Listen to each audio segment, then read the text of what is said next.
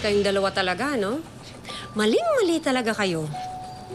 Naintindihan ko naman yung galit niyo kay Madam Chona dahil sa ginawa niya kay Ninyo.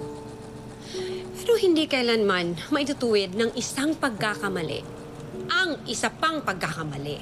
Maling-mali kayo kanina na inaway niyo si Madam Chona sa daan. O ate, pasensya ka na talaga. Pero kasi alam mo naman, di ba, pagdating sa usaping bata, ako, apektado talaga ako dyan. Alam mo, lagi ko iniisip, paano kung gawin yun sa kring-kring natin? Di ba, nakakagalit? Kaya asar na asar talaga ako. Ako rin po, Miss Hershey, pasensya na. Nadala lang talaga ako ng bugso ng damdamin ko eh. Dali, parang ibang damdamin na pinag-uusapan natin dito, ah. Ha, hindi. Yung kay Madam Chona yung sinasabi ko. Yes, Madam Chona o Sir Nolly? Hala. Ayan na naman kayo, Miss Kissy. Sinasar nyo na naman ako. Magkaibigan lang talaga kami noon. Magkaibigan. Pero naghaharutan kanina. Naku, nakita ko na yan. Hindi. Ganyan din yung nangyari sa amin ni Junrei. Ano? Kailan yan? Ha? Ayan, sige. Ikaw kasi, daldal mo eh. Diyan na yan. Ikaw. Daldal mo kasi.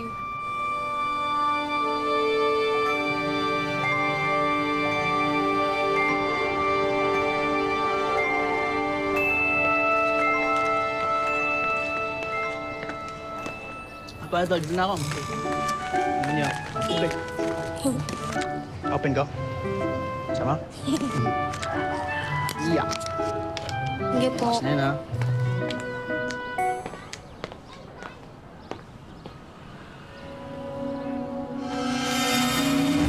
Wait, hindi baksak. Nakita ko kay Ate Dindin ang sobrang pagod at pagkalugmok. Pero iba ang determinasyon ni Ate Dindin dahil walang kahit anong pagod ang makakapagpahinto sa kanya para makuha ang ninanais niya, ang matulungan ang sariling ina. Salamat ninyo, ha? Ma'am, okay lang po ba kayo? Okay lang po ako. Excuse me, Ay, Lolo Mars, siya po pala si Ate Dindin. At Ate Dindin, siya naman po si Lolo Mars. Lolo Mars, ito po. Pinagagalak kita makilala din sapagkat ang dami ng story nitong batang to tungkol sa inyo. Parang kilala ko na kayo. Salamat po. Pero Ate Dindin, bakit po kayo nagbubuhat niyan? Eh, di po ba clown kayo? Alam mo naman kalagayan ng nanay, di ba ninyo? So, kailangan ko talagang rumakit. Tsaka, kailangan ko lang ihatid yung bigas dyan sa kabilang kanto sa bahay eh. Wala kasi magdi-deliver. Ang bigat po niya, no? Ako ito. Magaan lang yan. Kayang-kaya ko yan. Kailangan ko talagang dumiskarte. Pagkatapos nga nito, pupunta pa ako ng ospital kasi kailangan ko puntahan si nanay. Marami na namang bagong gamot na ipinabibili eh. Lolo Mars, pwede po ba natin siya samahan? Oo, ba't hindi? Pwede ho kaming pumunta sa inyo para mabisita namin ang iyong nanay. Pwede po. ayos.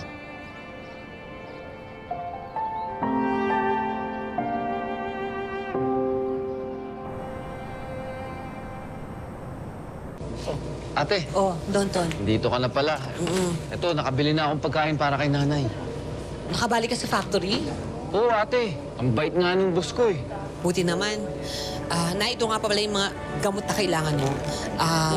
Pansamantala, hindi pa natin kaya ang pagpapa-opera mo. Pinag-iipunan naman namin eh. Promise, huwag ka mag-alala, gagawin natin yan. Salamat, anak. Kumain na kayo. Oo, pagaling ka na, ha? Ang gusto niyo, Nay. Kain na kayo.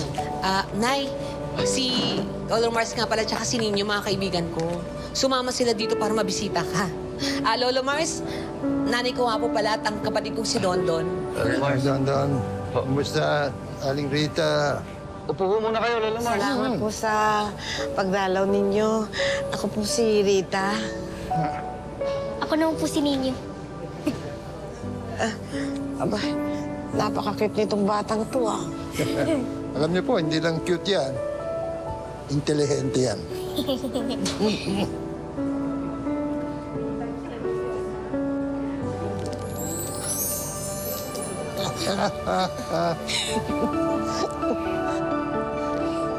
Salamat po. Pasensya ka na, ha? Isang candy lang yung nabibigay ko sa'yo ngayon. Pero, kaya mo, pagkagaling ko, maraming tsokolate na yan. Magaling po kayo. Salamat. Anak, saan ka nga pala kumuha ng pambili ng gamot mo? Nay, oo, bakla ako.